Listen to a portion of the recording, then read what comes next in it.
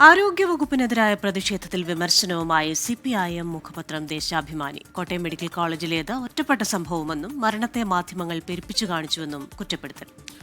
MG Pratheesh വിവരങ്ങളുമായി ചേരുന്നുണ്ട് തിരുവനന്തപുരത്ത് നിന്ന്. പ്രതീഷ്, ഇന്നലെ CPIMന്റെ സംസ്ഥാന സെക്രട്ടറി മാധ്യമങ്ങളെ കാണുമ്പോഴും ഇത് ആരോഗ്യവകുപ്പിനെ ഇടിച്ചു താഴ്ത്താനുള്ള അല്ലെങ്കിൽ കരിവാരിത്തേക്കാനുള്ള ശ്രമത്തിന്റെ ഭാഗമാണ്, രാഷ്ട്രീയ ലക്ഷ്യത്തോടുകൂടിയുള്ള ഇടപെടലാണ് ഈ പ്രതിഷേധങ്ങൾ എന്നുള്ള വിമർശനമൊക്കെ ഉയർത്തിയതാണ്. മന്ത്രിമാരും ആവർത്തിച്ച് മന്ത്രി വീണ ജോർജിനെ പിന്തുണച്ചുകൊണ്ട് പ്രതികരണങ്ങൾ സോഷ്യൽ മീഡിയയിലും അല്ലാതെയും ഒക്കെ പ്രതികരണങ്ങൾ നടത്തുന്നത് നമ്മൾ കണ്ടു. CPIMന്റെ പ്രതിരോധം എങ്ങനെയാണ്? ദേശാഭിമാനിയിലെ ലേഖനത്തിന്റെ ഉള്ളടക്കം, അതിന്റെ വിവരങ്ങൾ കൂടി.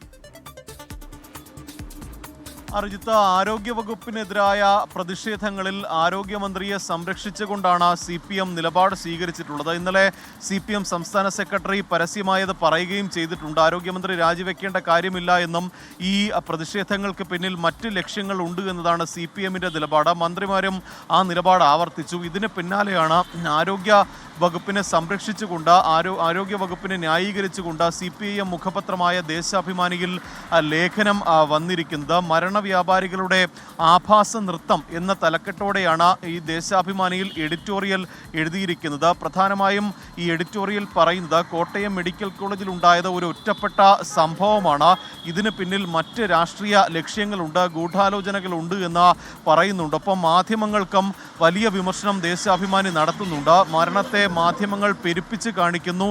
ഒപ്പം ഈ മാധ്യമങ്ങളുടെ മാധ്യമ വാർത്തകൾ ഏറ്റെടുത്തുകൊണ്ട് പ്രതിപക്ഷം ഒന്നടങ്കം ആരോഗ്യ വകുപ്പിനെ താറടിച്ച് കാണിക്കാനുള്ള നീക്കം നടത്തുന്നു എന്നതാണ് ദേശാഭിമാനി ചൂണ്ടിക്കാണിക്കുന്നത്. മറ്റൊന്ന്, പ്രതിഷേധങ്ങൾക്ക് പിന്നിൽ 9 വർഷം മുമ്പ് അധികാരം നഷ്ടപ്പെട്ട അധികാര ദുർമോഹികളുടെ ഗൂഢശ്രമങ്ങളാണെന്ന് ലേഖനത്തിൽ പറയുന്നുണ്ട്.